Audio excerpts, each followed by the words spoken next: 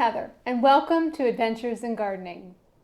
So today I'm going to be going through my seed collection, my collection of seeds that I have saved myself from my own garden. And I'm going to show you what I do to get them ready for spring. And spring is a busy time, so we want to take a few minutes to get them ready now. Now, if you are like me and you save seeds, you also know that when it's time to collect the seeds and label them and get them ready for storage in the late summer and fall, it is when we are at the busiest of the whole season, okay? We are going 90 miles an hour in a different direction. And sometimes things fall through the cracks and you don't remember it until this time of year. Like, oh my gosh, I forgot to collect, whatever. So I'm going to be giving you some tips today, and they're not going to be time-saving tips. They're going to be time-buying tips, all right? How to buy yourself some time in the fall. You can see behind me here, I have my collection that I pulled out of the basement. All right, it's just taking up too much space downstairs. Now, it's not all from last year. It's probably from like the last 3 years, but it is time. It's just taking up too much space. It is time to process these things. So, but before we get into that, I want to talk to you about this time of year. Okay, if you are a gardener and the bulk of your seed starting happens in March, like myself in Connecticut Zone 6, this is our downtime. This is when we need to be getting ready. If you want to set yourself up for success, you need to use this downtime properly, all right, with a little bit of planning and a little bit of preparation. So let me show you what I've done so far to get ready for spring. These are two of the bins that I use for my seed organization, okay? This is tomatoes and peppers, and it stays in the refrigerator, okay? These have not been organized yet, but I just pulled it out of the refrigerator so I could show you. And this is the container that I actually keep in the basement. So it stays on the cooler side. And, I could probably keep them both in the basement. Keeping your seeds on the cooler side will extend their germination rate life. So, so the first thing that I have done, well, what I've done so far here is I went through the entire box and I took an inventory. I made sure that there were still seeds in each and every envelope. I made sure that, and the ones that were empty, I put in the back because I like to keep these for reference. There they are back there. So they're back there. And yeah, so I just basically organized it. And as I was going through and organizing, I would put things on my calendar of when I wanted to start any particular seeds. And I'm more than happy to answer any questions. This is my planner that I got at Aldi's, and I really like this one this year. So, so yeah, I don't have everything on here quite yet, but I have made sure that everything that is in my box is now on my planner, and that includes my new seeds as well. Now, the other thing that I do is I will do little sketches. Let me find my pages. I will do little sketches of the gardens and take the things that are on my calendar and put them in here because you gotta have a space for everything. So I'm working on that still. It's a work in progress. And as I was listing things on my calendar, I also went through and looked up requirements for all my seeds.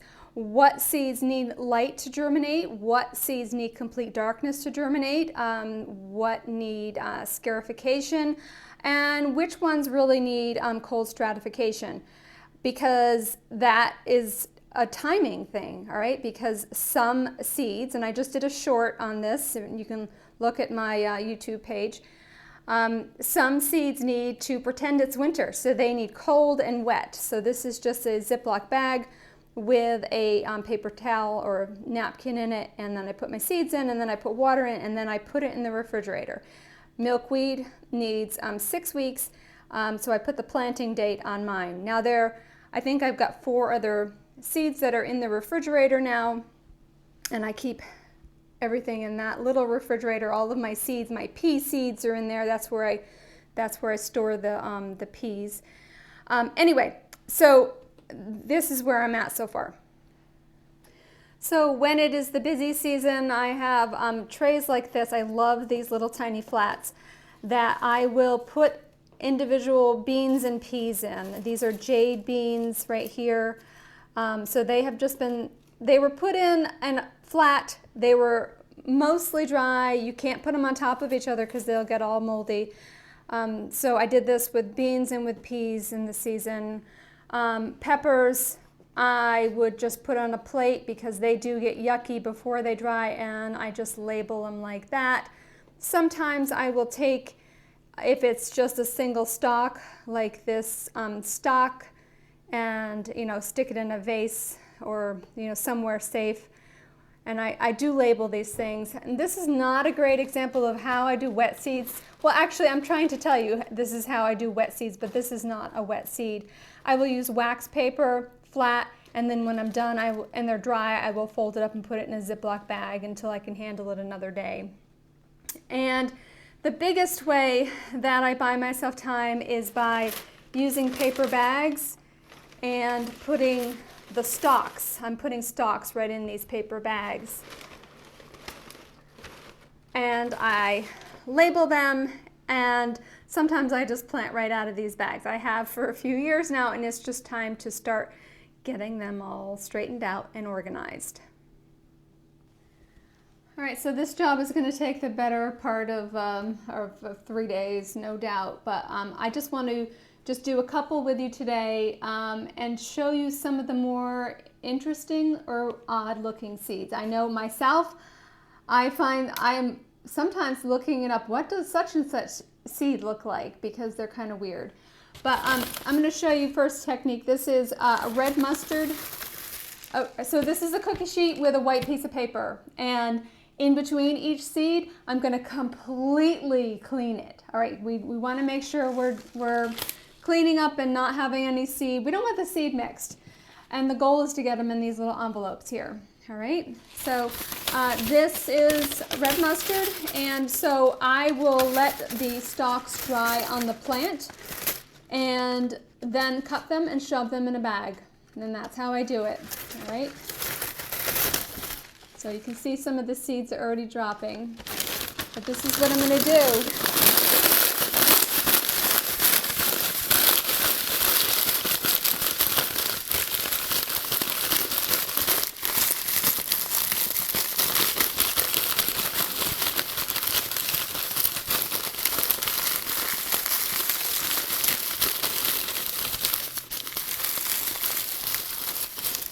I am not going to get 100% of the seeds, but I have so many seeds, it does not matter.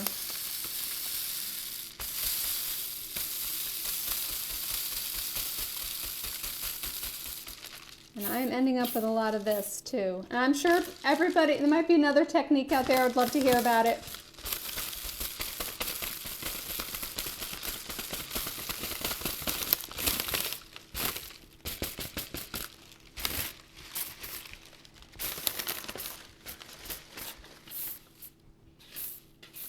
And I am going to just fluff this and get the seeds to mostly drop. And I know I am wasting seeds. You're like, oh, you could sell those. I don't have time.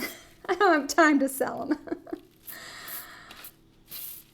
But I will have more than enough seeds here for myself and for friends.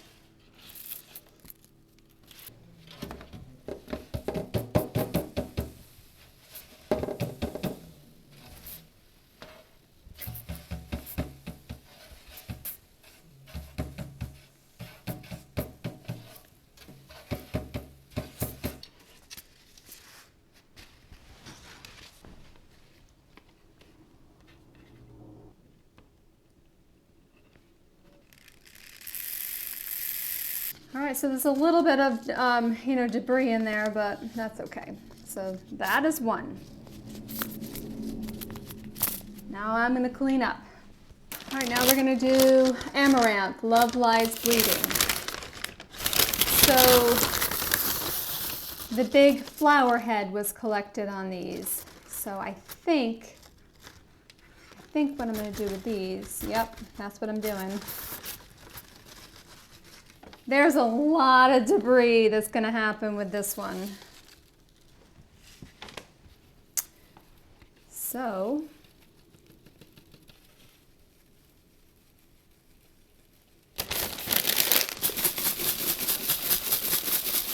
all right, that was what we needed to do there.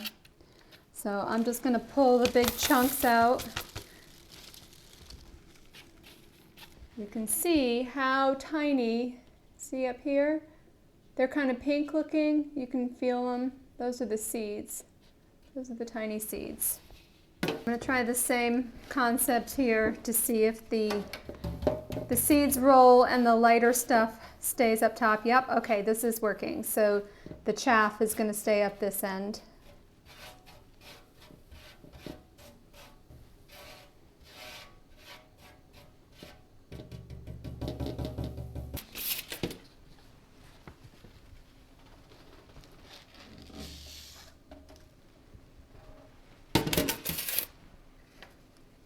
All right, so this is all the amaranth seeds. I mean, there's still some junk in there, but. All right, so I'm going to do the stalk next. And I have not saved stalk seeds before, and this is like wood. This is so, like, I can't bend them the other way to get them to pop. All right, I don't know. Oh, here we go. Okay, see the first seeds?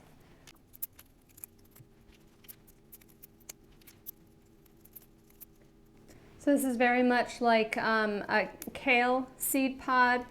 Now that I'm looking at it, it has, this is the centerpiece, and then the seeds are in either end like that.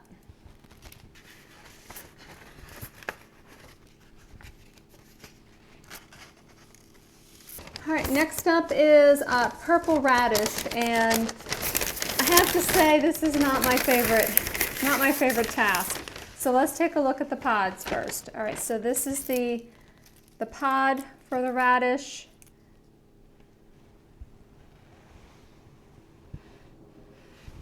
So there's two. I guess that's why I don't really enjoy doing radish. You know, when you do, like, you know, the bok choy or the kale, you get a ton of them. Not with radish.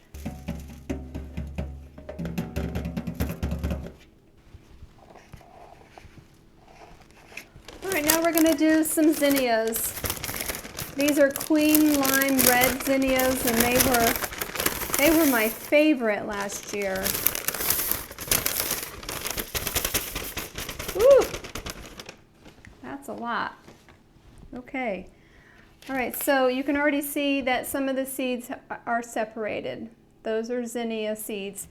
Now, when you take the zinnias, let's see, how can I show you? There's usually a flower petal attached. When you're saving your seeds, can you see? There's the flower petal, and there's the seed on the end. So here's the seed. So separating them, oh boy, okay. Well, let me make sure I got everything out of here.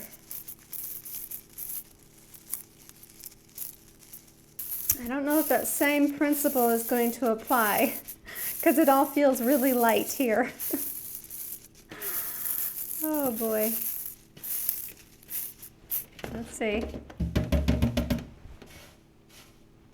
I think this is going to have to be one of the seeds that I actually pick out by hand, which is normally how I do it. All right, so I've made an executive decision with these zinnias.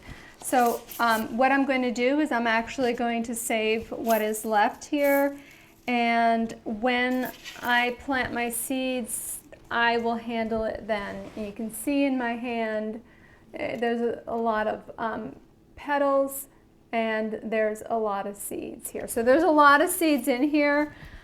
I just don't have the time. I don't have the patience right now. All right, let's do an easy one now. This is parsley.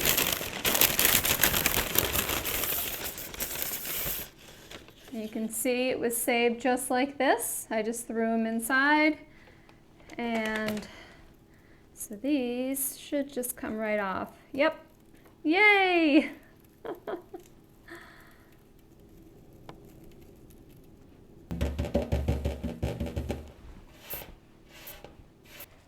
That is the parsley seed. All right, so now we're going to do the snapdragons.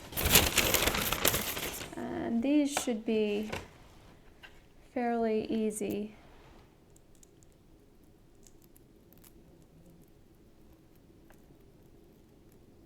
Ooh, lots of seeds. And now see how these will roll off the page for me. So these tiny, tiny little black ones are the snapdragon seeds.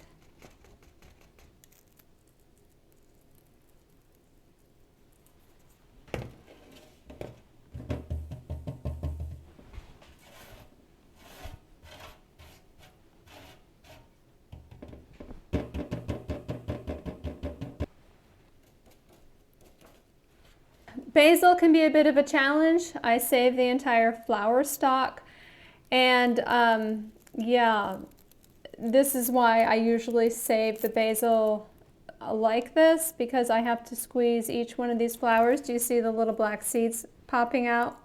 Okay, so that's what we're after. So this can take quite a bit of time. All right, so peppers are pretty easy. I'm gonna do the jalapeno without gloves. I'll probably regret. I'm gonna get scissors, that's what I'm gonna do.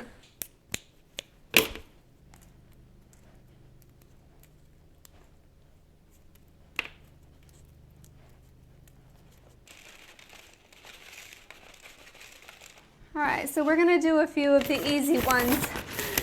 These are very easy, okay? These are beans, these are dragon tongue beans. And so this is just a matter of time, okay? So you just pop them open on their side. I mean, everybody knows how to do beans. And these are gorgeous. These are such pretty beans. All right? So